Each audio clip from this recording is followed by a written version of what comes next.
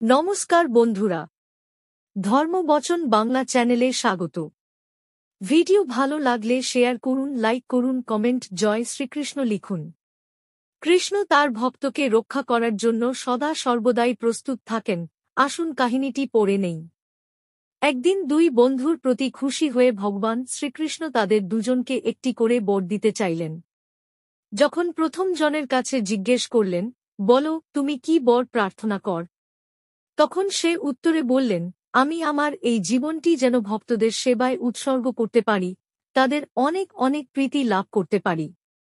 ভগবান খুশি হয়ে বললেন, খুবই ভালো, ঠিক আছে, তবে তাই হবে।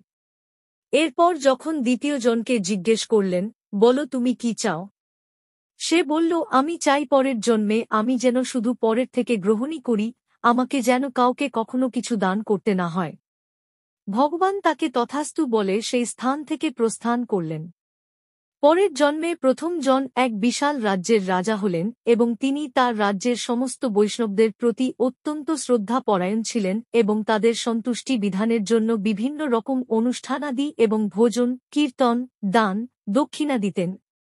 বৈষ্ণবদের পদ ধুলিতে যেন তার রাজ্য গোলক বৃন্দাবনে পরিণত হয়েছিল। অপরদিকে দ্বিতীয় জন ছিল অত্যন্ত চতুর এবং কপটতায় পূর্ণ।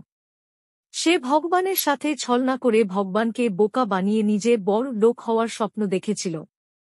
কিন্তু সে জানে না ভগবান হচ্ছেন পরমজ্ঞানী এবং সর্বশক্তিমান। কৃষ্ণের থেকে বড় ছলনাময় এবং কপট্টু এই জগৎ সংসারে আর কেউ নেই। তাই সে পরের জন্মে ভিক্ষুক হয়ে দিন যাপন করতে লাগল। তার কথা মতো সে সারা জীবন শুধু অপরের থেকে নিয়েই গেল, কাউকে কখনো কিছু দান করতে হল না। শিক্ষণীয় বিষয়।